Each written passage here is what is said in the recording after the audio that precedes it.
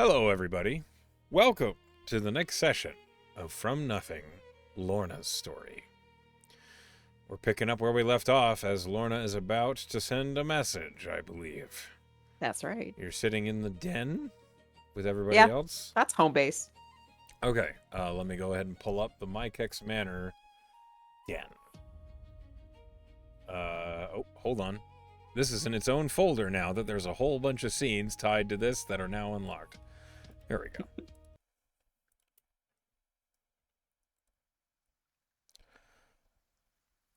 Okay. So, go ahead and send your message. Sure, she will cast a third level spell to send a message to Sheriff Reverie, and it goes as follows. Sheriff Reverie, it's Lorna and her team. Learned information about the old sheriff. Could be interesting to you. Katja knows the address. There's a pause, and you hear, "Oh, I do enjoy some good gossip. I'm on the way, quick as a cat." She would. As this is happening, you see, you're sending this message, and you see Skolna suddenly, look up, looking really confused. After she gets the reply, she looks at Skull and says, "Are you okay?" She's, swatting at the air in front of her, and she says, I see someone. I see Burke. Does Lorna see Burke in front of Skolna? No, you see Skolna's she's trying to touch something that's in front of her. No one else can see it. A projection? Mayhaps. As Skolna is She says that out loud. Oh, Skolna says, "Can you see what it's a square. None of us can see. Mm-mm. It looks like the front of the manor." Lorna will peek out the window. You see Burke is looking at the front of the manor and is slowly she's walking keyed in. up towards it. I think the manor is just letting you know you have a guest. It's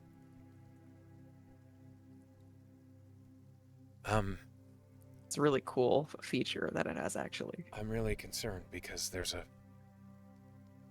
prompt. Oh, does it say? It says welcome and dismiss. I think you should, if obviously it's your choice whether you welcome him or not, but I feel like dismiss has some connotations to it that I think we might want to avoid. That's what I'm worried about. Maybe we should just him. welcome him. Right. I think that would be a very prompt, potentially violent dismissal. Skolna says in Infernal. Do you speak Infernal? Yes. She says welcome in Infernal. And then you hear this gentle ringing of a bell that's coming from the main foyer. And then you hear a distant, "Hello?" I'll go get him. Lorna will go into the main hall, the foyer. Yeah, you see Burke is the door is open, and Burke is looking in and looks really confused. Hello, "Hey, Burke. This is a place." It is. Do you want to join us in the den?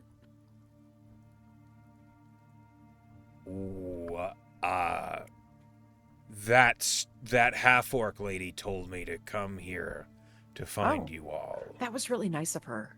I was going to send you a message. Well, I had been asking if they knew where you went. It's been a busy 2 days for us, as you can see. She kind of just gestures vaguely to the air around her. Yeah, I see that. What is this place? Skolna's family home? Your rogue? Mm-hmm. Burke looks mystified. That's about what her response was when she found out, too. He carefully steps into the foyer. This place is ritzy. Yeah. When? Apparently, it's just been waiting for her to come home.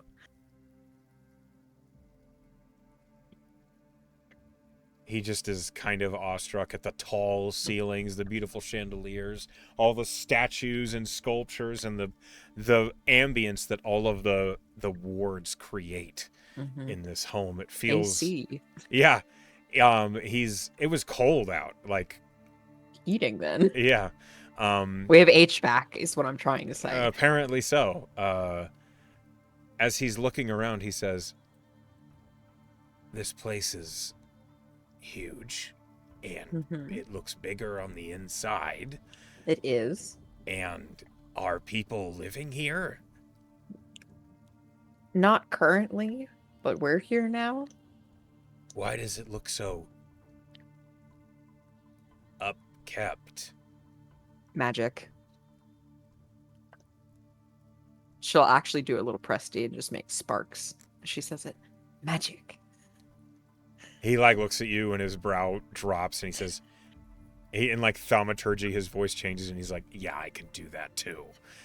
But it's better magic. So this is Skolna's. Does that mean she's done? No. No way. She's got, I mean, a chapter of her life has closed, but that doesn't mean the book ends. I don't know what her goals are. And To help her friends, just like my goal is to help my friends. okay, sure. But from a cleric of war, you need to understand that some people, when they reach a place of settling like this, that's kind of their goal. Maybe for some, but not for all. More than you might think. I imagine probably more. Well, you might not have guessed this, but I was raised in nobility. Yeah, I know. Yeah. So this is nicer than where I grew up, I will say. I will give credit to the Mike X family for that, but just being rich is not the be all end all of life. He's rolling a history check, but as you say that, he says, "Well, most, if not the majority of adventurers join the life for a sake of gold and a better life than what they had." Mike X. The name is familiar. She did say that. It had some weight in Malachor. Leonardo Mikex was a legendary war hero in the settling of Nosfidania. Oh, well, that's probably her great something. Did you know? Vion's helm. As he's What like was his looking name? around the room. Did you know Shander Mikex? He was a military man. I'll roll a history. Have you heard of him? I imagine you probably haven't met him, but I've studied many of the bannermen and the banner lords throughout history, and he was a notable cavalry captain. oh, that's Skolna's dad.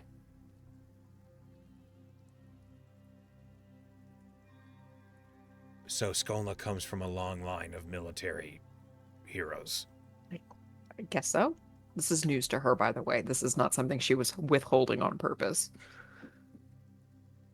It does explain the knack for tactics she seems to have. She's just really smart. It is an inherited talent. I also think she's just special. With that, I have no doubt. He's like If still you looking know- around this place.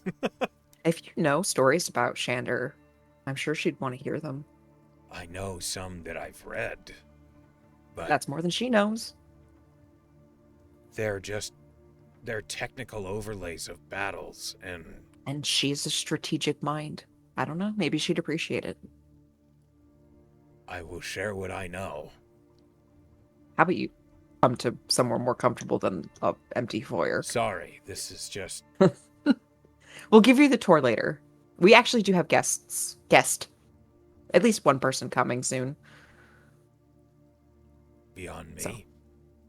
yes, we did invite the sheriff of Malachor over. She said Ah, she'd be here quickly, and I imagine that's probably very quickly because she is very fast. I remember her. Yes. Hmm. A little airheaded in my. There's got to be something about her that maybe she's just putting on a character because she's the sheriff. How could she be the sheriff if she was genuinely airheaded? Maybe it's so that people underestimate her. Maybe she's also a strategic mind. Maybe. That could be something we're studying.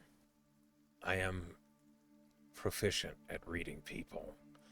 I will get another look at Reverie and see if I Please was do wrong. while she's here. I would love it if you could assess her like in a more critical manner so that I could also understand how she does that. The facade, Yes. I will see if I can crack it. Okay. Well, she'll like, wave her hand. Come on, let's go. He follows you, still head on a swivel, looking at everything. And as he enters, he sees everyone in the den, which is a complete, like, the den is the same theme and colors as the foyer, but it's obviously a much more comfortable room Right. with a It's for actually fire. existing in. And as he steps in, like, the whole party all at one time just goes, "Hi, Burke." Like, Oh, you made it. "Hello, everyone. This place is amazing." Mm-hmm. And Skalna, who looks like, as you're stepping into the room, you see Skolna in a moment of vulnerability.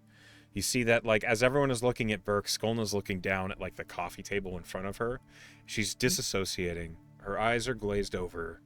Her face, which is always kind of in a resting bitch face Mm-hmm. state, looks like she's in a 1,000-yard stare. Can Lorna kind of perceive if she'd be open to a distraction like talking to Burke, or if she thinks that Skolna might want to be left to her thoughts? Roll an insight check. Okay. 19?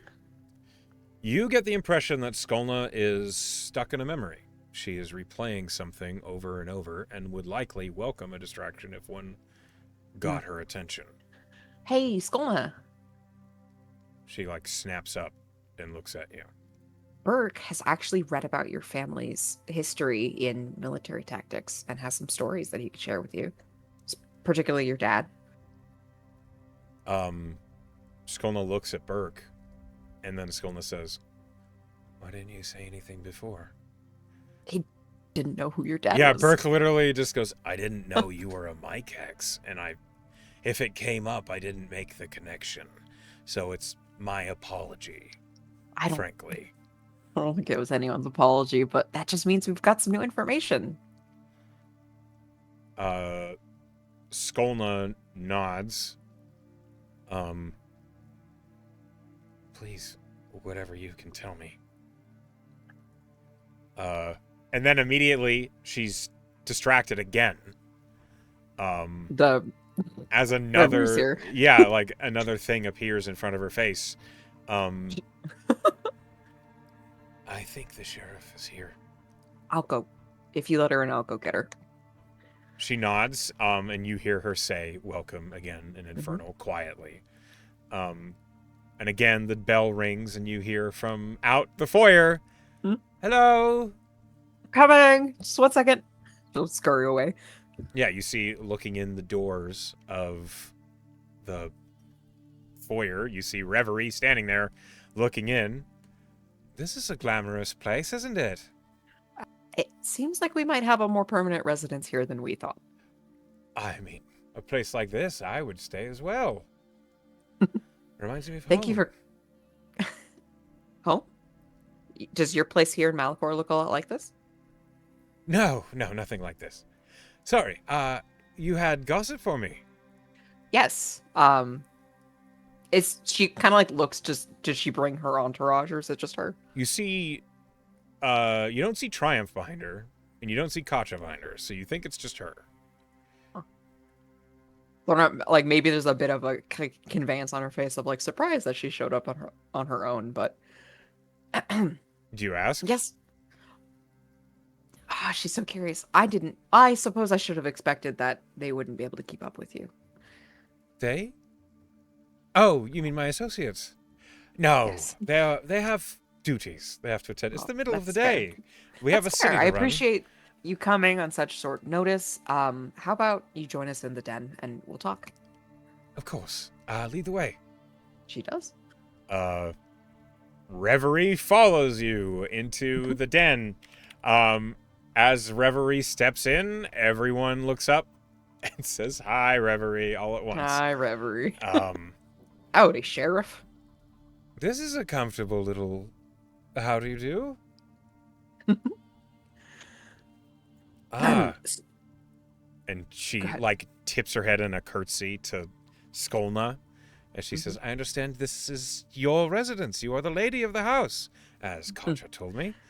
Lady Skolna. Skolna like is blushing, but just quietly goes, "Thanks." Anyway, so what did you have to tell me? I'm we so uh eager to know. we learned something, obviously about this place Mm-hmm. existing, Yes. and a bit about Skolna's lineage, and something cropped up when we did a legend lore on a personal item of her family's that made us question a few things. Mm-hmm. But first, let me say that when we first arrived here in Malachor, and we were on our task to eliminate Carcerix, when Triumph found us, he, questioned us, and I implied that we were in Malachor to do your jobs for you. And for that, Uh-huh. I apologize because that it was not only rude but incorrect. I see now that you aided us in our task, and we greatly appreciate that. You're welcome. We were aware that you did not know the depths of which you were wrong. Lorna just nods her head and says, I was particularly made aware of how wrong I was when we used this legend lore and we discovered that a previous sheriff, potentially the one before you, was up to no good and that What? you had nothing to do with it. Hmm. I've only been sheriff for about a couple of years now. Right. So this person was obviously sheriff when the problems were happening in Skolma's family history, and there was a moment where he could have done something about Carcerix but chose not to. Hmm. And I don't know if you're aware of that or if Lord Achatari is aware of that. Or maybe that's the reason he's no longer sheriff and you are, and you received your promotion. But are you familiar with the former sheriff, Killian North? She like her mouth is slightly open as she tries to remember any mention of that name before. No. Um my recruitment as sheriff came shortly after my being chosen as a champion of Nyx. Um it kind of made me a shoe-in for the role. Me and my I see. allies. Um and at the time, Lord Achatari had informed me that the city had been being handled by his watchmen. Um, there was no sheriff when I was recruited. Mm-hmm. Uh, I had to learn the job quickly. And from, well, Lila Achatari, who was the one kind of handling the administrative things on the sheriff's side before I arrived. They never mentioned Killian North. They never spoke of the previous sheriff. I didn't really ask, because when Lord Achatari recruits you, you don't ask a whole lot of questions. And you probably don't say no. You don't. No, it was a very attractive offer. pay is nice, the residence is beautiful, and it's good experience. Well, I'm glad there are perks. Me too. And all the frozen cream I can try to consume. Right. I'm sorry, what were we talking about? Can Lorna insight check her? Is she Go putting on a ahead. veneer or a facade like she theorized? Go ahead. Is also, can she notice if Burke is doing the Oh, same Burke thing? is very She's intently like, watching. Yeah. all right. Oh, I rolled a natural one. Lorna is like enthralled with this persona she's donned. Like I rolled a 12 total, but natural one. With a 12, you do glance over at Burke, and he looks very flat face. Like, if you read anything from him, he seems unimpressed. What about Reverie? What do I get from You her? don't get anything from Reverie. With a 12, you can't read whether this is authentic Reverie or a veneer. You can't tell. She definitely seems airheaded. She definitely doesn't seem to... She doesn't seem stupid, but she seems very distractible. Sure. Lorna's just, she's good. Well, we were talking about Killian North, so N. I can see now that you are unfamiliar with him, and I imagine if he was as bad as the rest of us, she gestures to her group. I think He was. I think I recall something about vampire hunters or something. I don't remember. I could ask Triumph. Did they kill Killian North? Who? You should ask Triumph. Did vampire hunters kill the former sheriff?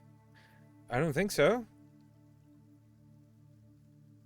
I'm connecting strings that I don't really have both ends to, so I'll reach out to Triumph. A moment. You see your Reverie, like her eyes glaze over for a moment.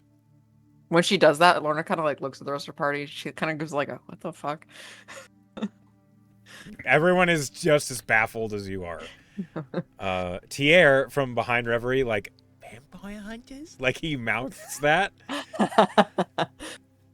But no one seems to have any fucking inkling what Reverie is talking about.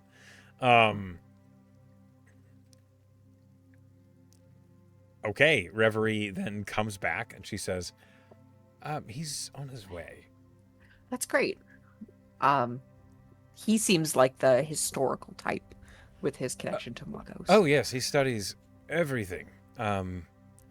He's really quite encyclopedic. If there's any information you might need.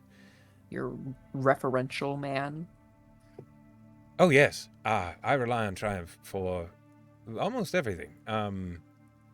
He is my right hand. He's my partner. He's my lover. He is everything I could possibly need, all in one package. Lorna's, as each title got more intimate, she's just kind of blinking. And it is quite the package. Lorna doesn't know where to look now. She catches Tier's eye. Yeah, from where Tier he was just, sitting by. he's got his hand over his mouth, like trying not to laugh.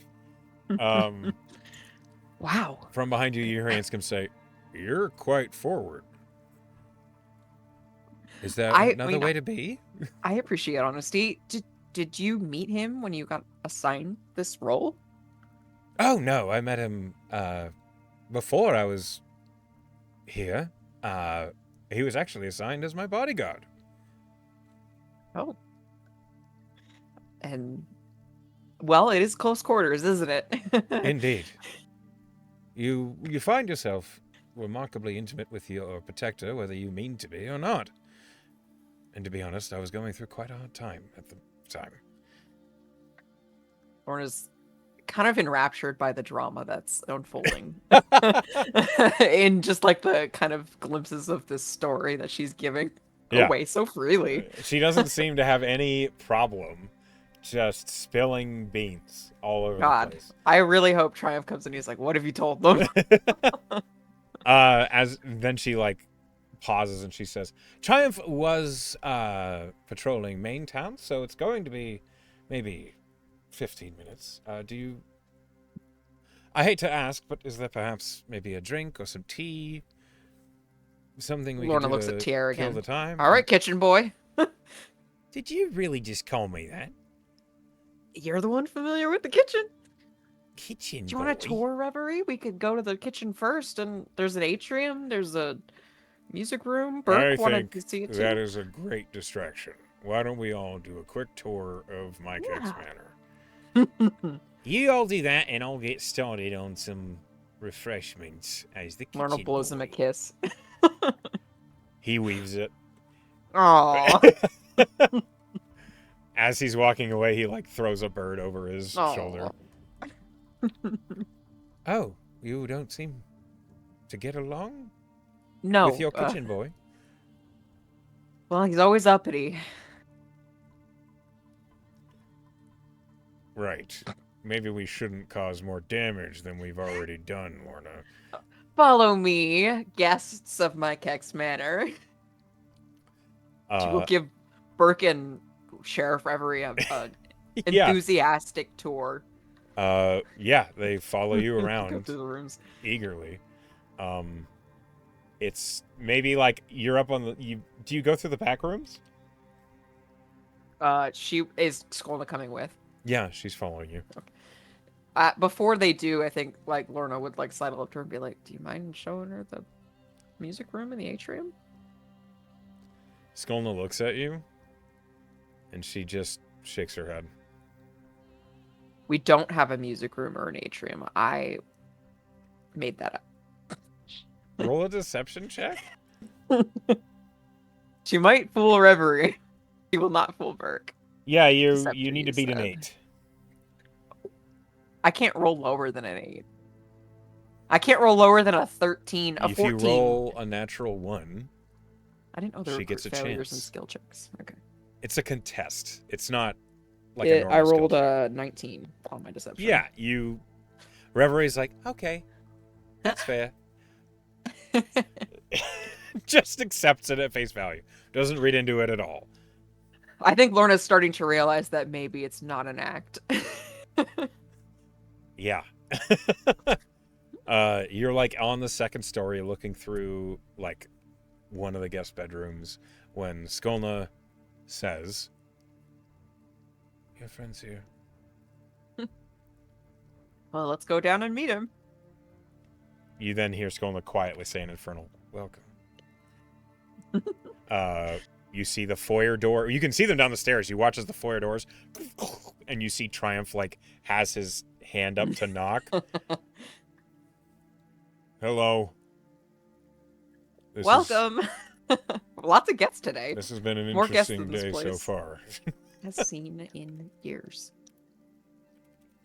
Reverie, like basically skips up to Triumph. Hello, darling. They have some questions of which I would have no way of knowing the answer to. But you are as resourceful as always, and you're here, so. And she pats him on the chest like 3 times and says, "Ask him away." Triumph just looks a little tired as he looks at you all. Hello again. Hi, Triumph. We had questions about the previous sheriff before Sheriff Reverie, if you know him. Killian North. Is that common knowledge, or did you have to dig to find that kind of information? It's not common knowledge. It is not something particularly hidden, either. There are records of every sheriff that's been working with the Achatari. What was the gap between North and Sheriff Reverie? Because she said that there wasn't a sheriff when you guys arrived. There was not. Based on the records, I suspect it was about 4 years. It's a long time to not have an enforcer. When you think about the lifespans of kindred, 4 years is a blink of an eye. I suppose that's true. Also, do you know Lords why? Achatari and Achataris. family are happy to handle some things personally. That makes sense. Do you happen to know why Killian North no longer served as a sheriff? Reverie said something about vampire hunters. She's doing Huge. her best. Yes, Killian North was ejected from his role as corruption grew rife throughout various baronies outside the Achitari. There was also rumors of Venatori influence getting into Malachor. That is not allowed. The entire kindred families that were tied to the Venatori influence were slain, and Killian North was ejected from the city. The Venatori influence was slain, but North wasn't for his corruption. It was deemed that he was not aligned with Venatori's causes. He was greedy. That does make sense with what we've kind of put together, which is why we brought these questions forward. As far as vampire hunters go, it is believed Killian North was associated with the Plunge, which is a vampire hunting cult from KO. Oh, clever name. Yes. Sorry, is that racist? If you called us licks, that would be racist. She puts her hands up. Didn't do that. I know, which is why we're on good terms. So you're telling me that the former sheriff, who is assumedly a kindred, joined a vampire hunting group from KO? From what I understand, he became associated with them. From what I further understand, he was dealt with by Lord Achitari a year ago. Did they not know he was a kindred? I don't know. I would have to assume they didn't. Or they made a weird exception. It is not difficult for a kindred to hide their true nature should they intend to, even for extended periods of time. That's true, but you'd think that kindred hunters would be good at sussing them out. I guess they're not that good. From what I saw, they are not bright. They aligned themselves with Serenites. If you're familiar with the goddess Seren, the god of betrayal, murder, and power. They were short-sighted in their goals.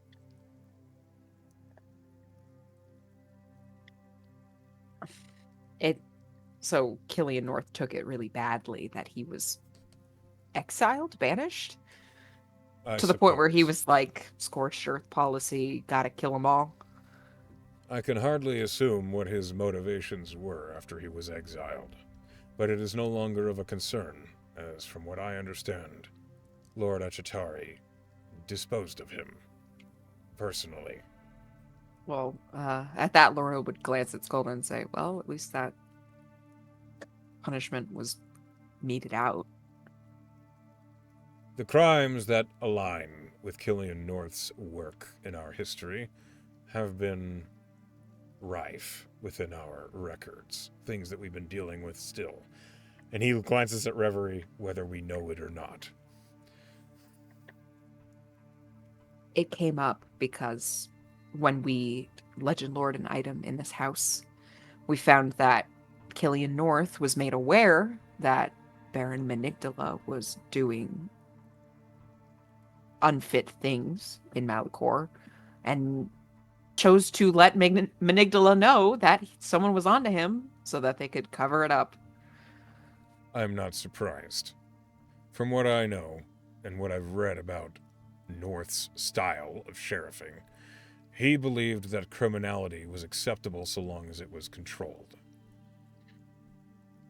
We disagree. It's just unfortunate that his influence was such that crimes could happen longer than they could have. There are some downsides to our approach. When you allow criminality to a certain extent, it's much easier to find it. True. Those that are willing to break the law don't hide it as much. We have been dealing with Moon Clan incursions, which has been frustrating. Moon Clan? Lycanthropes. Oh. Those that forcibly turn people into lycanthropes against their will and extract them from the city. Do you know what's really strange? When we were in Shona, there was this weird fad going around of people deliberately seeking out lycanthropes to bite them. That is weird. You'd Probably think. not a coincidence. Well, you'd think that the Moon Clan would seek out those people who want to be lycanthropes. You would think. Instead, But they maybe are they get here. off to it with people who don't want to. I imagine the Moon Clan is large enough that they're in both places. Oh, that is a big stretch. Because Lorna's like Malachor, Shona, those were on really far ends of the map. If you're familiar with lycanthropic cults and clans. Lorna's already shaking her head no. Right. Well, the Moon Clan and the Sentinels of Shine, opposing forces just like the Venatori families and the Times, are worldwide. Wow. Kind of an underground situation that our group has never really had to be privy to. That's Maybe for in the the future. best. Probably. If you stumble across a lycanthrope, it is best you learn whether they are a Shine or a Moon Clan. If they are a Shine, well, if they are a Shine, they will be friendly to you. If they are a Moon Clan, they will not. They'll bite. They will try to turn you. It is their goal. Is it the goal to turn the whole world into lycanthropes? Yes. That's a lot of people. They believe the curse is a blessing and something that all people should be shared. They also believe that kindred such as ourselves are a blight, as we cannot be cursed. Can't be inducted into the cult. Correct. And so they fight us and try to kill us constantly. Sorry to hear that. We're still around. True. Oh, I apologize to Reverie already, but you were the one I actually said it to. Sorry about that comment about you not doing your job. That was an uninformed comment I made. It is forgiven. I am used to people being wrong. Lorna, like, her eyes sneak over to Reverie, but then snap back to... You just see his eyebrow quirk slightly. This has been really... I didn't know all those things about the Lycans. Why didn't you say anything? She hasn't said anything to the sheriff. Triumph just looks at Reverie and he says, "We've been fighting them. Why did you think..." And he just pinches the bridge of his nose in frustration. "Well, I just thought that they were breaking the law, so You're kind of right. I am. They were. Yes, exactly. See, she's on my side. And technically correct is the best kind of correct. No, it's not. I do wish you would do a little bit of research on your own. Or at least... She does have you. Yes, she does. And you just see Triumph, like, pull his hair a little and straighten it, and then back to attention. You told us a lot about, your history together. It was really fascinating to learn. You told... Oh, no, nothing important. Just, how we met and, about your package. And Triumph's like, fantastic. Was there anything else? Can Lorna just quickly insight him? Yeah, roll an insight check. Is this his vibe? Pretty good, 24. He appears resigned, a little frustrated, embarrassed, just a little bit. Yeah. But he's not pushing it, and he's like looking to the party and to Reverie And he He's trying to says, be professional in front of people he doesn't know. he's trying to be. And he's like, was there anything else you needed answers about? Well, mostly we were wondering what happened to Killian North and if Achatari was aware that he covered up Menigdala's wrongdoing. But it seems like North's choices are known, whether they are or aren't. I do not believe Achatari was aware of Menigdala's illegality. We were aware of some of his questionable deeds, but we didn't know the details, and we didn't have real evidence. Right. Well, the way he got away with it was because he had the sheriff in his pocket. That does explain a lot of things, and also why his activities slowed within recent years. Because of the fabulous sheriff here. Reverie literally like puts her hands under her chin in a wide smile, and Triumph just doesn't look at her and just right. It's like, please don't encourage this. Either way, Killian North was turned to dust by Lord Kainan Achatari. Well, that does solve that, doesn't it? Yes. That was the long of it, as why we asked Sheriff Reverie here. But I will add that you may see us around Malachor occasionally. Is this your residence? One of our residences, but collectively, I suppose, yes. Is one of you a Mykex? I love how he knows. Of course he is. This is Lady Mykex. Triumph actually, properly, courtly grace bows. Aww. And says, "Milady." I bet Skolna hated that. Hell yeah. She full blushes, her eyes like widen, and she just... Like, why are you bringing this back to me? She like folds her arms across her chest tight and doesn't say anything. When Triumph restores back up and he notices that, he just says, "You'll get used to it." So, thank you for stopping by. I enjoyed working with you in that you aided us in our task. So, I'm open to friendly relations.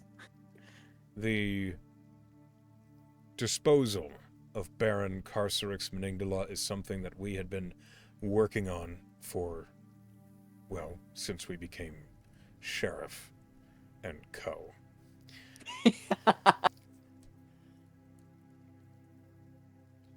So, with an opportunity like what you had provided, it's not something we would overlook lightly.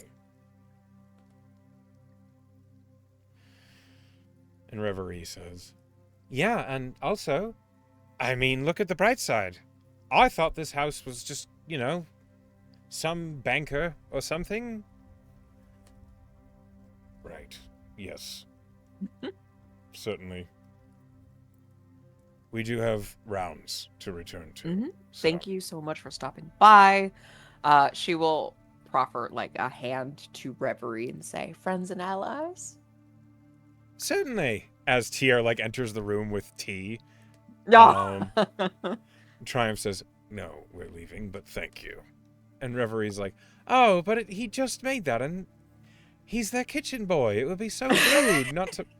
"I'm not. I'm the party ranger. I just happen to know my way around a kitchen." He's really good. And Triumph looks at him and says, "I understand." Kindred spirits. I hope not. That was above table. Okay. Lorna would not have made a vampire pun at him. Reverie quickly snatches up a cup of tea and chugs it. And as it goes down, she just smiles and says, "Delicious! Ow!" And then she puts the teacup back on the platter. And Triumph says, "Farewell," as he pointedly turns and leaves. Reverie watches him go and then just looks back and cheerily waves, and prances off after him. It was illuminating, she says to the party after they're gone. "That is not a veneer," Burke says next to you. I started that conversation thinking she is so good at this persona. And my end takeaway is you are correct. That is not a veneer. She seems really nice. She is an idiot. In a way. I imagine she certainly has her assets. Well, she has to. There has to be a reason she's the sheriff in Triumph, isn't right? She's the chosen of Nyx. Nyx must have seen something in her. She's certainly bold. You see her Anscombe say from behind you. I can see her handling a conversation better than Triumph. I would say Maybe not maybe. an informative one, but like an engaging one.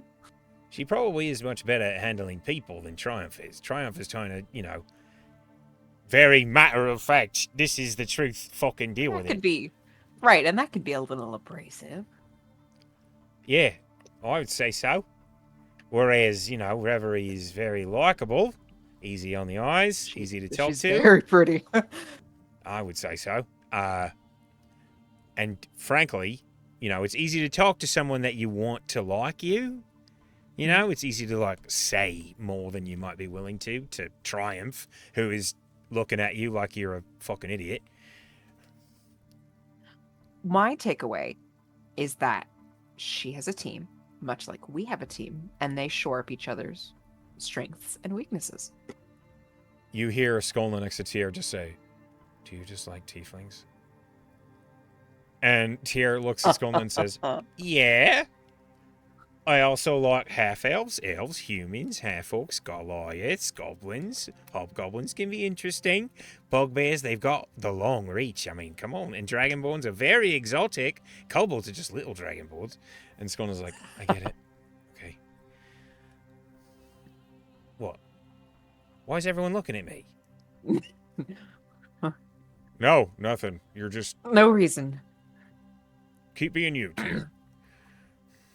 Lorna will take a cup of tea.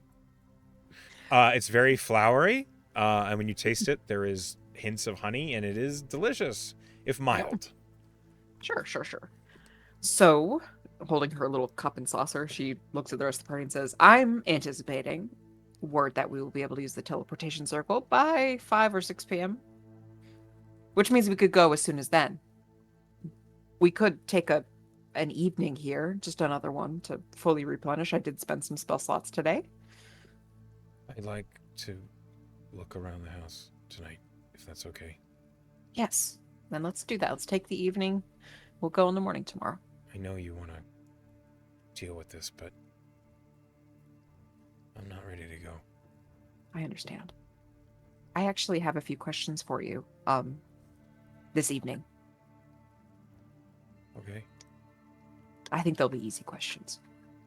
That'd be nice. There's been a lot of hard ones. That's all I have as far as stuff we need to get done today. She kind of looks at everybody, so evening's yours. I need to ask, if we're spending another night here, I need to go buy a room for another night. And immediately Skolna's like, "You can stay here. Why would you leave?" And Burke looks at her and says, "I've never been in a place like this overnight." There are enough beds. And Skolna just shakes her head and says, "Just take a bed. It's fine." Okay. You just got upgraded to the penthouse. Skolna looks at you and says, "I get the penthouse." Well, obviously. This whole place is the penthouse. You get the penthouse of the penthouse. "What's a penthouse?" Skolna says immediately afterward. I'll explain it. But she will actually, pop down in a seat in the den and pull out her sketchbook and say, "Can I ask you those questions?" Okay. Sure.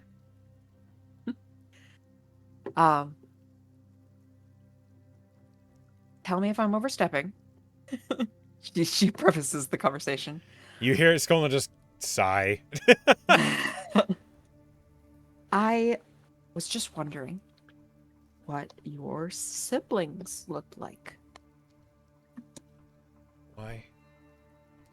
Because I thought maybe you might like to see them visually. Kind of the same way you can see your parents now. Um, okay. She kind of gestures to the sketchbook she has open on her lap, and she is proficient in painter's tools. She worked on that over her year in the Everguard. Okay. She has like a little watercolor kit set out too. Hold on a minute.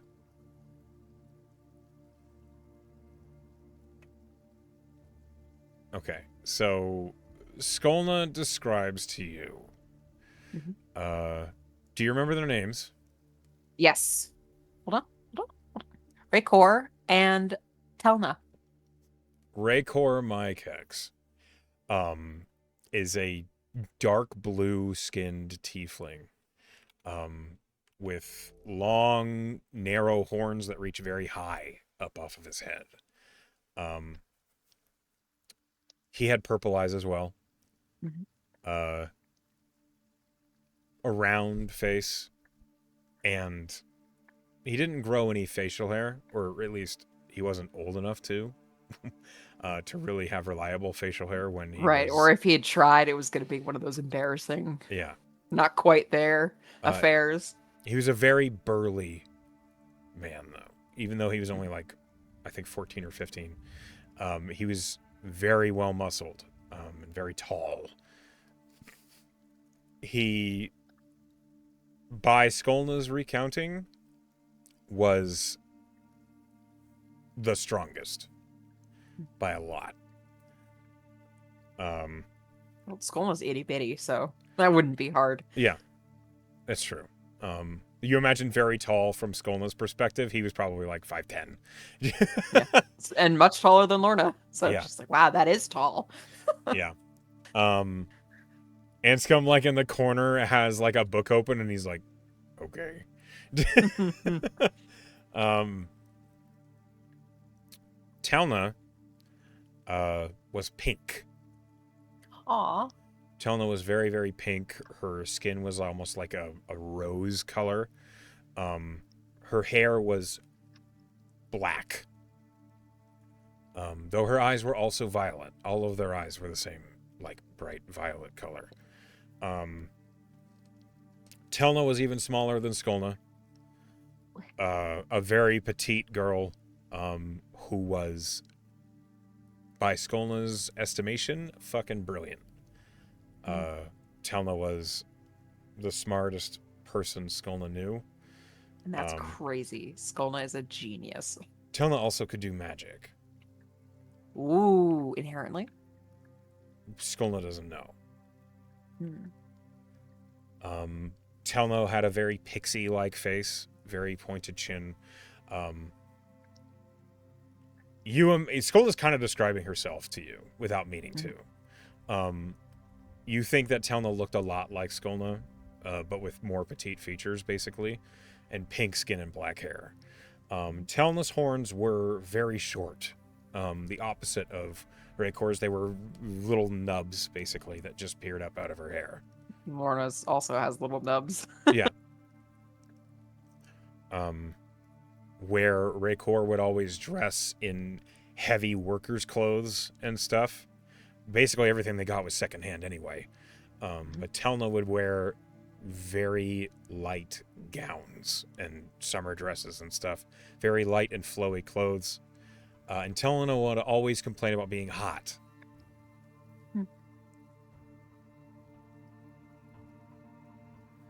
That is how Skolna describes her siblings. Lorna, does her best to capture the likeness of both siblings on two separate pieces of paper as a reference for herself for a bigger portrait she has in mind. When Skolna finishes describing them, she just is silent and looking at the table. Does Lorna think that she should keep a conversation going while she draws to kind of keep Skolna from This is kind of up to disassociating? you. I think she will. I think after the physical descriptions are done, I think Lorna would ask personal questions like, "What were they like? What were their favorite hobbies? What did you do together?" She'll keep the the reminiscing on like lighter, happier things. Okay. I think Skolna would answer the questions, but it's clear she's not really engaging. Mm, She's not giving you one word answers, but she's also not all here. sure. She's going through memories, and you imagine the memories are not super pleasant because they all end in a brutal and terrible way.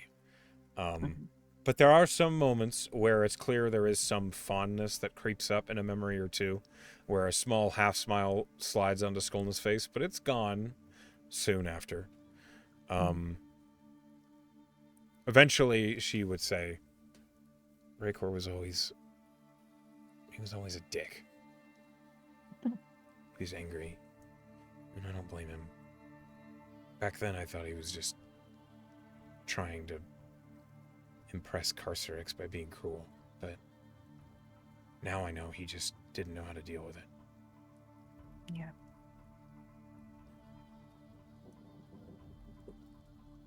Part of me is worried that when I killed him, I liked it. I don't think I did. But I was so mad at him a lot with how he treated me, and it felt like I was using the domination as an excuse.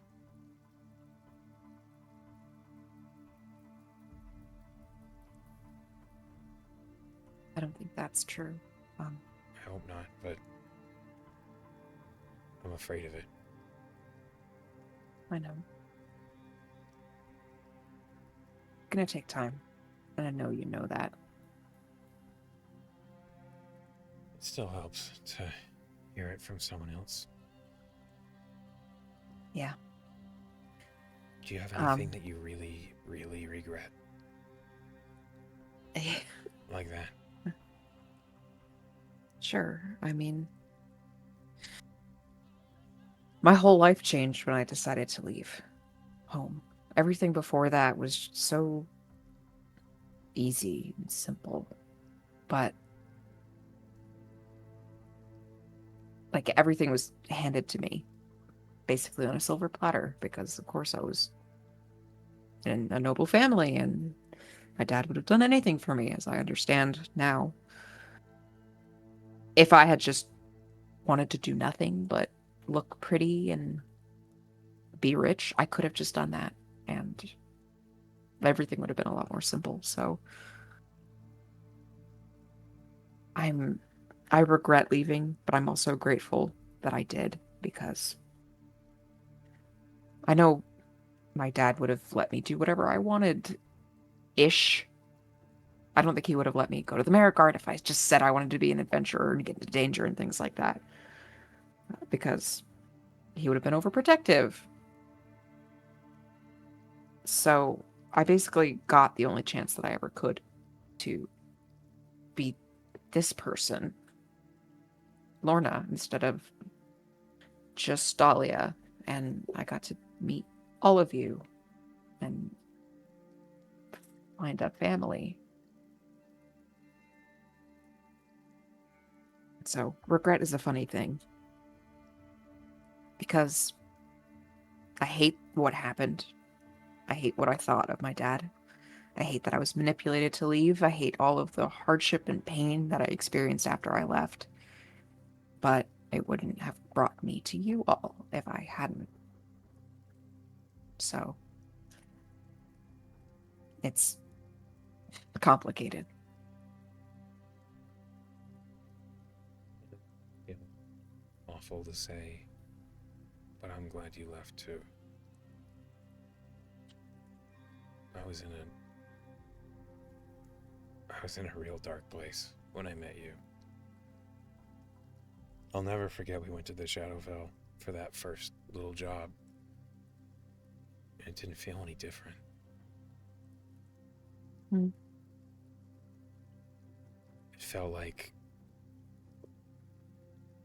I was still at home. It felt like I was in the same mindset. And you and Sagona were like fighting off crying and the depression. And I thought, what a couple of bitches. I think Lorna laughs, but like I think like a tear slides down her cheek and like onto the watercolor she's painting, and she like wipes it away quickly. I'm glad that, you know, I'm glad I met you that day. Because I don't know if you know this, but you were really obviously from, like, and she looks around the room. You're telling me you didn't think I was from Port Rouge? I don't know anything about Port Rouge. I don't know anything about, nobility. And I thought, maybe she is from Port Rouge, some bougie trade family or something. I don't care. I didn't care. I thought, whatever. She's some spoiled wizard kid. I was only half right. The wizard part, right? Skolna doesn't say anything. The wizard part, right? You want me to lie to you? No. No, I know you would never lie to me, and I like it that way. I don't think. I don't think I would have underestimated you if I didn't think you were spoiled. But because I underestimated you, I thought you were smart, but an idiot. And in that way, you were just like Telna. So I kept watching. I admit I was a little creepy, and I think back on it and I hate how I let myself sit in that dark place and just relive moments, make connections that I shouldn't have. And when I saw you first with Anscombe, he was just like Rikar. And I hated him again. But then Anscombe talked to me and he was nice. Like, gross nice, like way too nice all the time. About everything. At first I thought it was just an act, like he was just being friendly to try and get on my good side or whatever, but then I saw him be nice to Sagona. And I was like, that's not an act. Because Sagona was mean to everybody. Norna looks a little surprised about that. She never really met a Sagona that was mean.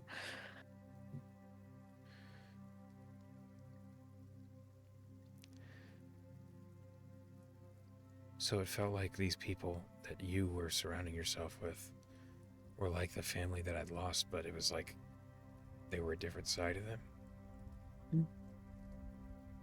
A side that I'd missed. And then you kept inviting me on your free agencies. You kept on telling Perch that you wanted to work with me, and every time Maxwell was like, "Hey, you're on for Lorna again." I was like, That was a really good impression. "Thanks." he he never pushed me. He always asked me if I wanted to work with you. I mean,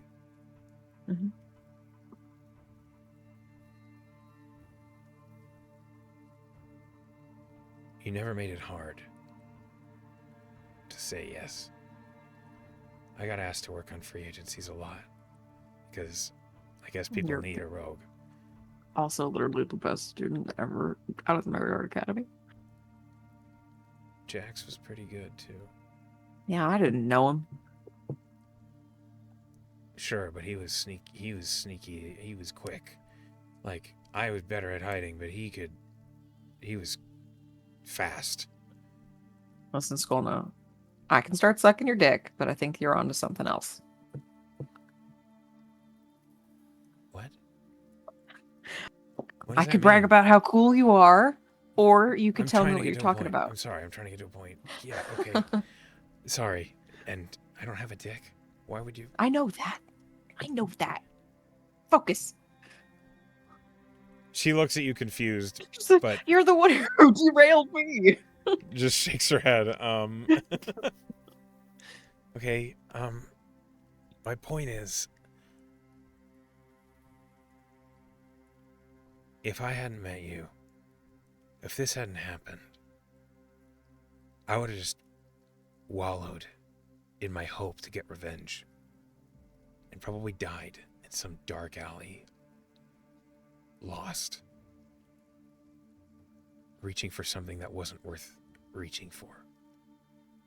Because killing Carcerix, I'm glad he's dead, but that's not a real goal. That's not something worth it. And if I had managed to kill him on my own, or with somebody else, it wouldn't have mattered. But you cared. You and Tierre and Anscombe and Lilith, even Lilith and Nore, they cared. Even though I threatened them constantly. To be fair, I think Lilith liked it. Lorna arches a brow. She seemed to get excited or pumped up whenever I threatened Prospect of a challenge? her. Maybe. Lorna adds hopefully. I'm going to say it's that because I'm not interested and in something else. So that's Tierre would know. We can ask him. But just, I'm sorry that you assumed something terrible about your dad. But I'm not sorry that you came here for it. Because you came here, you helped me find myself. And for that, I love you like a sister. Oh no. Pen's crying. Well, obviously Lorna is too. If Lorna starts like weeping, Skolna will just pull you into a hug. Oh, she kind of just sets the sketchbook aside to just hug her. It's a long hug, and Skolna doesn't let go. Eventually, Skolna says, "Thank you for being patient with this. Just, I gotta look around this place and find what's left of my mom and pop. Because I know there's something here." You can do that, of course. Do you want to see what I drew, or do you want to wait until I make something a little bit nicer? She finally lets go of you, and she says, "No, I want to see. That was the whole point of this, wasn't it?" Well, I have something in mind, but she will take the two separate portraits. Can I roll to see how good they are? Yeah. So you're God, I hope proficient they in don't painter's suck. tools. Go ahead and roll your painter's tools. Is that proficiency dex? It is, yeah. Okay. Is it one for both or separate ones? It's going to be one for each. Okay. I have one Vicar Boon. I really don't want to fuck these up. Well, okay, the Vicar Boons for the first... I rolled an 8. I accidentally rolled on the VTT instead of my dice. So I'm going to use a D10 Okay. to add to the first one. This is Raycor, I guess. 4 plus 8 is 12. She it's just a sketch. With color. You get with color. You do get the shapes of Raycor on the paper. The fundamentals. It is not refined, and it's clear. There's it. Firstly, you're drawing a picture of someone from a description, so it's hard. That being said, you do an adequate job. It looks like a tiefling man on the paper. And Skolna tilts her head and she says, "I can see it." She's not feeling defensive, but it's less of her trying to defend her skill and more like she's trying to promise something nice for Skolna. So she'll say, when I do the nice one, I'm gonna use your mom's painting of her and your dad as kind of a reference, because obviously you and your siblings have their facial traits. So Skolna looks at you and then down at the sketch again, and she says, If there's one thing I've learned about you, Lorna, is that you're going to do the best you can. Yeah, that's true. And maybe Nori will give me like a nice little ditty to inspire me when I do it. I'm sure she'll love to do that. You trying to say something? Skona looks up at you. No? Oh, I just thought because I said ditty and she'd love to do it. Never, it's fine. Here's your sister. Okay, go ahead and roll that for Telna. 16. You, because Telna was described, you got the impression that it looks a lot more like Skolna. Who was sitting right in front of me. Yeah, it's much easier to get the pixie-like face and the nubbin horns and stuff. It looks like what Skolna described. And you see a small smile creep up onto Skolna's face. And she just says, yeah, that's her. Okay. Of all of it, she's the one I miss. A lot. She was funny. You're funny. If you didn't know that. No, I'm not. Yes, you are. Is this the jerking off thing? The sucking dick thing again? No, maybe a little bit, but genuinely, you've made me laugh. I'm glad. Laughing The way you helps. deliver your lines. Keep you any longer, you can, explore to your heart's content. Okay. And come find me if you need me. I think you should call T our kitchen boy again. That was very funny. And Skolna stands up. That's such a good idea. Kitchen boy, she calls out. When's dinner? You hear from upstairs, fuck you! Oh. He's still gonna make dinner, she says to Skolna. Probably. Yeah, he likes being kitchen boy. She So nods play and in then, your future. and then when you say that, she's like, role play? What do you mean? Don't worry about it. We'll talk about it. You got stuff to do. We have a lot to talk about, I guess. And Skolna does leave the room. It's maybe like early afternoon right now. Mm-hmm. As Lorna is alone in the den with these sketches in front of her. I have a thing that she'd think about while she's kind of looking at the sketches that she's made. What is that? She looks at the sketches, and she kind of looks where Skolna disappeared, and she's like, okay, I've got a blue one. Skolna's purple. Her sister was pink. And then she remembers that conversation she had with Vicar about who Skolna's dad's patron may have been, and that apparently patron, like, fiendish influence. The tiefling coloration is kind of like pertinent or pertains to that influence. And so she's like holding the paintings and she's just gonna think, Vicar, dumb question. I'm She here. waits to see if he's available. Okay. Because what if he's doing something important? She thinks with a little bit of embarrassment, if a tiefling is born under your proximal influence, what color would they be? Are you entertaining settling with Anscombe already? That's not even pertinent to the question. I was just curious because you said that there's like a really high likelihood of a tiefling happening. She kind of puts her hands over her mouth. Shades of those with my inheritance tend to be anywhere from coal black to warmer tones such as red, orange, burnt umber. Is it? Thank you for that information. Is it strange that Skolna and all of her siblings were tiefling. Even though her parents obviously weren't. Her dad had a fiendish patron.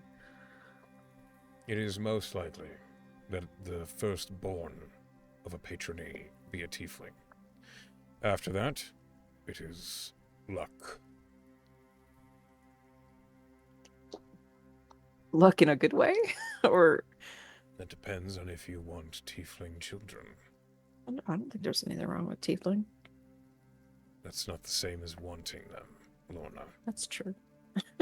There are some societies on your world that see tieflings as corrupted. Lorna kind of furrows her brow in like a displeased kind of way. She's like, I don't know any of those cultures. That is because you do not spend much time in the backwoods. Small villages and towns far away from society. But racism exists whether you agree with it or not. And some of it is founded. Villages and towns harassed by demons and devils alike see tiefling, caused by that influence, as a sign of that corruption. It is not a good or a bad thing. It is a fact of life. You make a fair point. I tend to. Thanks for the information. Mm-hmm. But you don't have any particular influence over, like, a tiefling of your inheritance, do you? Let's just... What do you mean?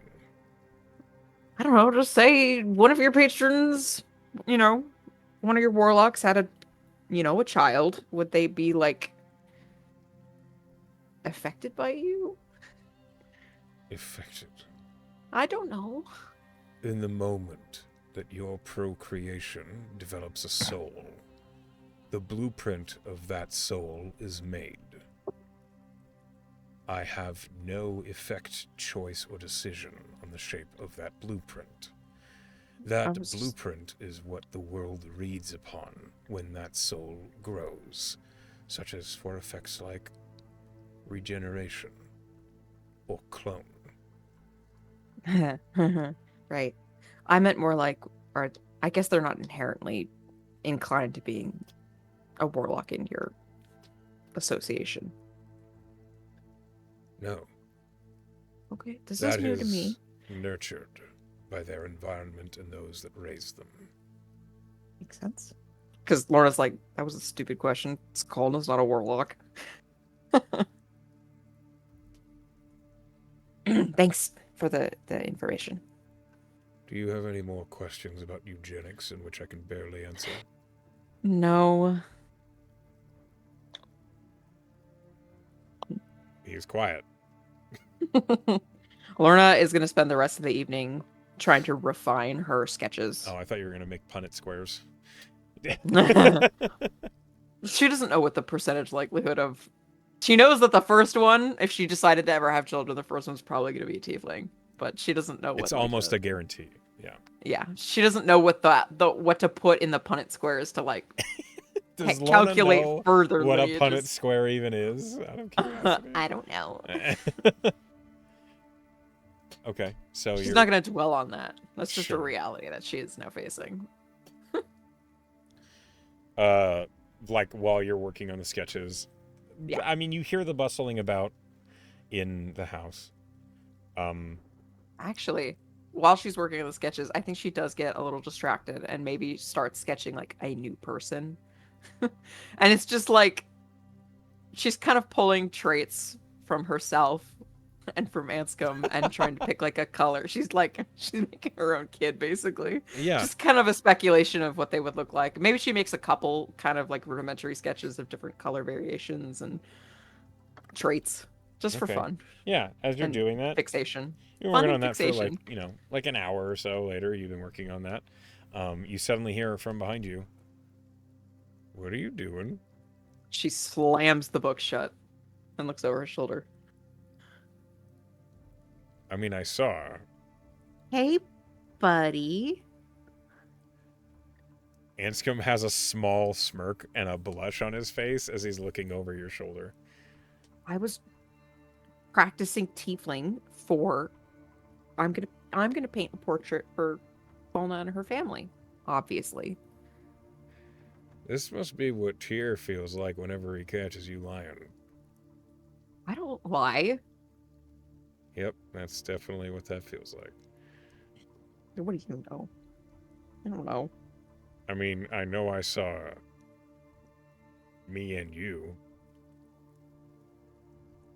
in a Yeah, child. no, I paint you all the time. And me. And random tieflings. Okay, Lorna. She looks so thoroughly embarrassed. And she says, anyways, we already have a child, and she procures the egg. Right. He reaches out and he puts a single finger on your like horn and he just like moves it back and forth so your head is forced to wobble. Yeah. And he's like, I'm sure that has nothing to do with, the fact that I'm pretty sure if we have a kid, it's going to be a tiefling. Listen, we should just go check on dinner. That's actually why I came to get you.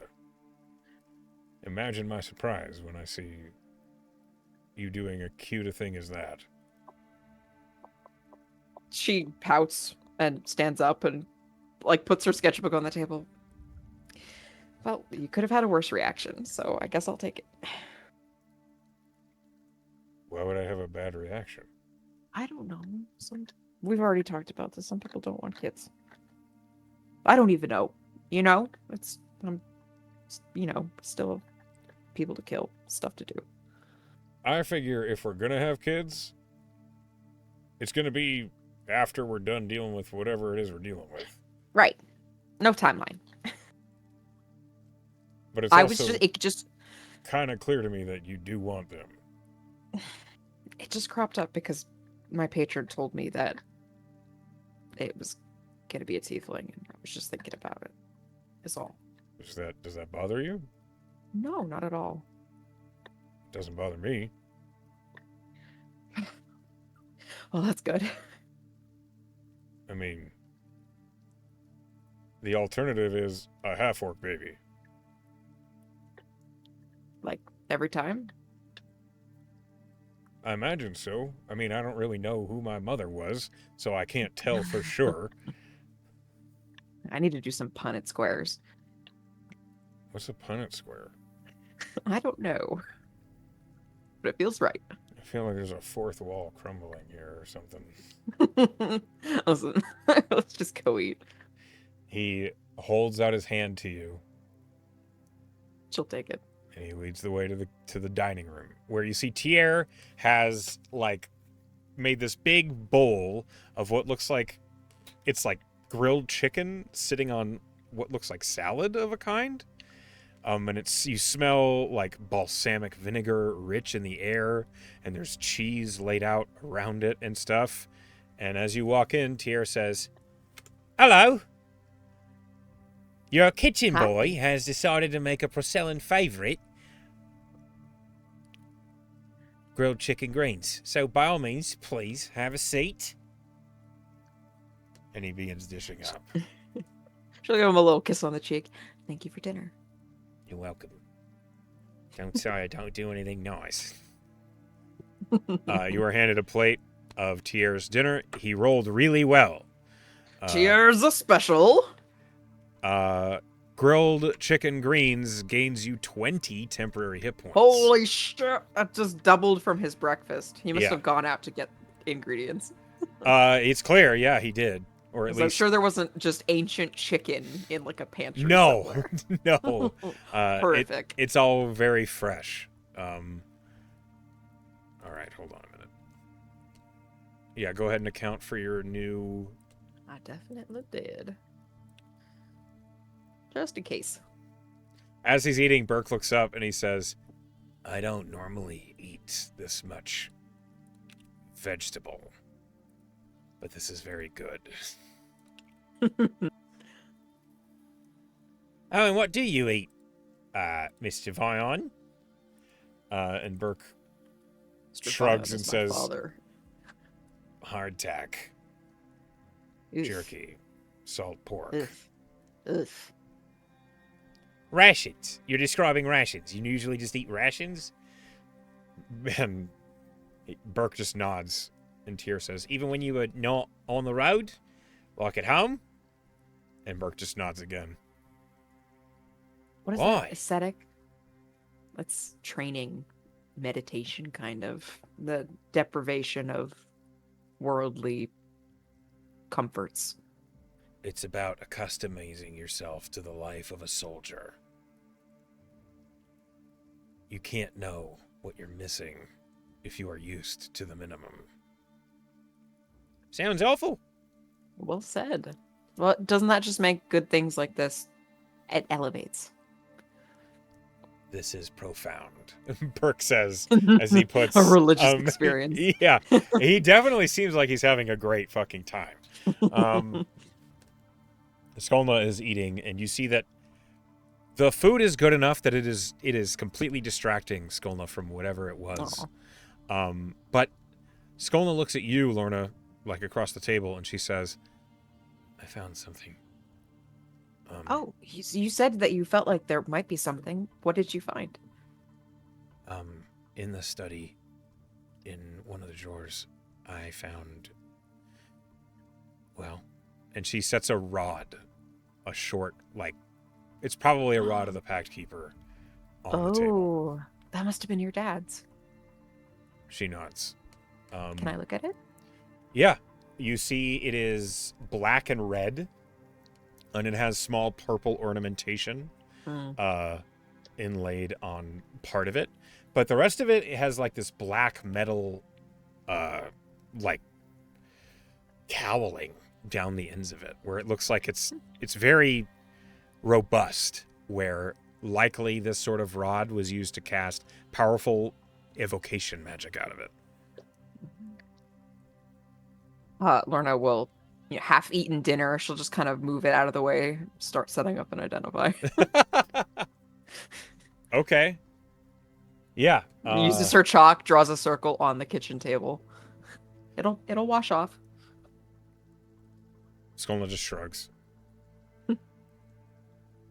Yeah. As you do this, you cast Identify. It is a Rod of the Pact Keeper +1.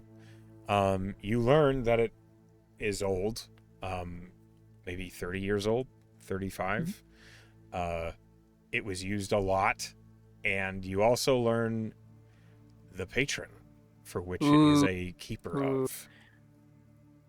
You learn the name Nolile, the Broken Prince. Okay, spell please. Noly ''AL. The what prince? The Broken The sad Prince. Boy? Oh, Jesus.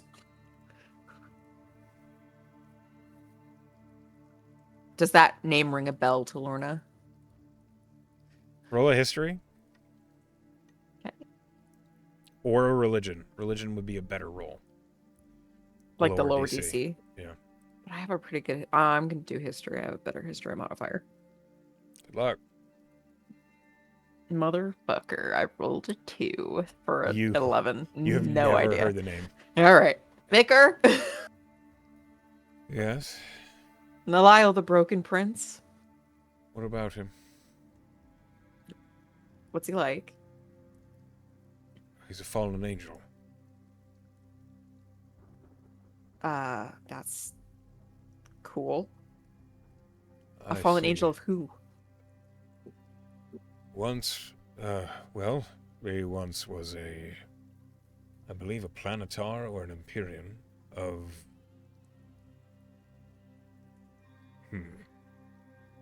And I'm going to roll a history check to see if he actually knows. Ooh.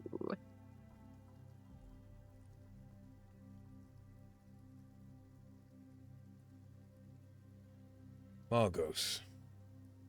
Magos. How do you become fallen from Magos? I don't know the story. But I know that he handles one of the circles of knowledge. That's your jurisdiction. Not the same. I handle intelligence. Right. Secrets.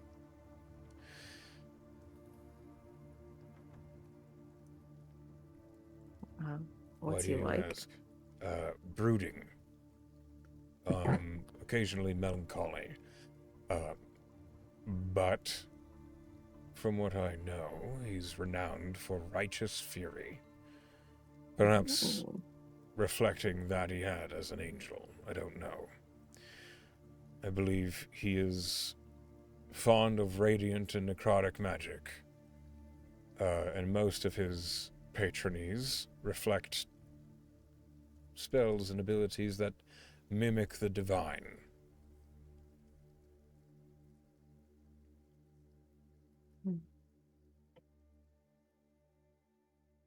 Well, I think we found my companions in Fiendish heritage. I see.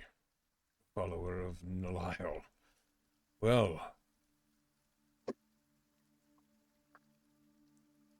perhaps an inherited one. Nalile is picky about his patronies. Though one who is grandfathered in, that is likely. Do you think he'd be open to a conversation? A conversation? Sure. A new warlock? I'm not sure. Oh, that's not at least not what I'm expecting from that conversation. Just she wants to know more about her dad, who was a follower or a patronee. You could always recruit a wizard or someone to contact other plane. Or I was like, I'm a wizard. Do you know how to cast contact other plane? I could learn it. Why are you getting defensive? Do you know how exhausting that is sometimes? Just, Lorna has been so defensive so frequently in this singular day, and she yeah, kind of deflates when he says that. just Yeah, you're right. do the thing that you wish to do. Yep. Thanks. You're welcome. And Vicar falls silent. I'm sure like everybody at the table just noticed like this journey of like expressions on her face, and then finally her just kind of deflating like a balloon. That looked like bad news, Nori says. No, my patron said I was being defensive. Were you? Yeah. Why? To your patron? Do they not 'Cause he know most things about you at this point? No, because he didn't imply. He was like, you don't know how to do this thing. And I was like, I could learn. And then he was like, you're exhausting. And then I was like, oh, yeah. Yeah, I can see that. But I did get some information besides my humbling. What did you find out? Skolna says, who doesn't care about any of the other things that you said. Not even the humbling, yeah. Well, I know who your dad was a warlock of. I know a bit about him. I know that he might be open to a conversation. Who? What? Fucking tell me, please. His name is Nalile the Broken Prince. Broken? Why is he broken? He's a fallen planetar or some sort of Empyrean of Magos. Magos? The I god know. of magic? Yeah, and I was like, how do you fall from that? And Vicar said he didn't know the story, but he currently handles the Circle of Knowledge. He's a little melancholy, a little broody. He's got a bit of righteous fury. Is very I'd probably be pretty particular with his pissy warlock. if I'd be pretty pissy if I was a fallen angel of Magos too. Getting kicked out by that guy's gotta feel bad. Well, maybe he did something. I don't know. What I do know is that he's very particular about his warlocks. So your dad must have done something to impress him. Okay. And that if I learn contact other plane or we meet someone who does, and Tabernac might, and we're going to Ferrum tomorrow, you might be able to talk to him. Okay. Yeah. I don't know how I feel about talking to a devil right now. I talk to one every day. What's happened to me? Like the The whole party lack just of looks at you. The lack of reflection in the fact that she has like dyed hair and horns now and potentially tiefling offspring, like that's Yeah, I think that tells the whole story right there. I think it's reasonable, Skolna, that you don't want to talk right away. Maybe get that's in the right headspace. fair. That's fair because he seems like if you're feeling maybe potentially negatively, he might that his energy might kind of feed into that because he seems like a Debbie Downer. Well, I mean, I exist the way I do because my grandfather was bamboozled by a devil. So maybe, you know, be careful. I will say, Skull's already a tiefling. That's not my fucking point. Oh, I don't get it then. Devils bamboozle all the time because they want your soul or they want something you have. I mean, Vicar didn't bamboozle me. Everyone just looks at you again. Yeah, the fact that she doesn't think that any like there could be any manipulation at all in their dynamic, it already says a lot about her. Didn't we get, in trouble for killing a guy? And we were held up for a day because Vicar had to fucking bail us out when he eventually told them that it was his problem. Remember that? And then that other time where we had to go give somebody money and we didn't get any, like detail as to why. And then Yeah, but I didn't need the detail and nothing bad happened. we don't know that. We don't know that. We literally have no Lorna, idea what happened with that guy. Lorna, as he keeps like each point he makes, she shrinks a little bit lower into her seat and like just she's got like her fork on her plate, just kind of like knocking peas around. Okay, it's enough. That's enough dogpiling on Lorna's bad decisions. All right. Lorna kind of like glowers at him, like up from where she's He like chuckles. hunched over. He actually laughs and he says, I think Lilith is right. Maybe wait until you're in the right headspace to talk to a devil. Whether they be I'm one. not saying that's a bad idea. I agree. You should do that. Why are you taking it personal, though? Flashbacks to 5 minutes ago when Vicker said she was exhausting for her defensiveness. And she just kind of she pushes the plate forward a couple inches and then just rests her forehead on the wooden table. Oh, darling. And you feel Anscombe just like pat your head. Eventually, Skolna does say, you'd be willing to learn contact other plane, though? Yeah. We can. I mean, You just pick up a scroll if you don't want to do it through like a different wizard. I would rather do it through you. I mean, you have a devilish connection already. Yeah, how more fucked up could I get? Okay. Let's not think about it that way. Tabernac might ask a lot of questions that I don't want to answer. He does. He does. It's true, that guy can talk for days. And read in your mind if you're in his lair. He can read your mind? Yep, no secrets. Uh-oh. Whether you like it or not. I've thought about some weird shit in there. Mm-hmm. He knows. I'm sure he's heard it all. True. Lilith just looks at Anscombe, and she looks like she has a legitimately slightly distressed look on her face. And Anscombe's like, what? Ooh. How bad could it have It must been? have been really weird. And Lilith's like, you wonder things, okay? We need to do like a truth or dare drinking game tonight before we go off, because we need to unpack that. No, we don't. Thanks. Yeah, we do. Yeah, we do. I'm just gonna skip that and get so wasted I'll get that some I'm really unconscious. good booze. And I'll drink it You very get the zone of fast. truth, or dare. Doesn't that sound like fun? And Anscombe says, it sounds like fun to me. I don't know, That sounds like so much fun. Until it inevitably backfires on me. Yeah, and someone asks you a question you don't want to answer, and then, you get all embarrassed and shy Like and hide your face. what? Like what kind of question could possibly embarrass me? Well, perhaps what you got in your sketchbook. She looks at him like, did she see him anywhere near her when she was sketching? You don't know. You were pretty She focused looks on sketching. aghast. Look how easy that was. Party's off. I thought so. uh, everyone at the table laughs immediately. It is moments of levity like this that you see Skolna is actually like smiling again, which, considering the couple days she's had, is a good sign. Yes, it is. I'll That take being it. said, if you have anything else you wish to do tonight, go ahead and call it out. She's going to get a full night's rest. Probably good that they aren't drinking excessively before they do this whole thing with Theon tomorrow. Okay.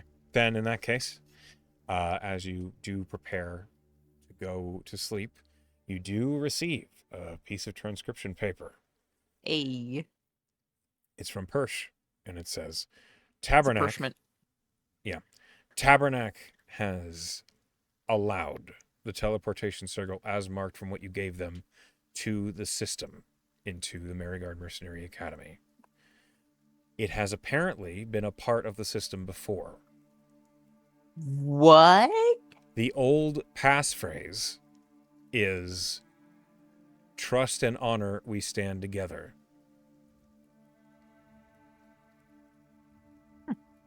If you wish to make a new passphrase, you can talk to Tabernacle about it when you're here.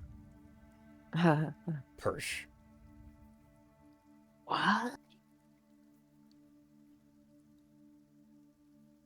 Okay. She quickly writes the passphrase down. Yeah. So she doesn't forget it.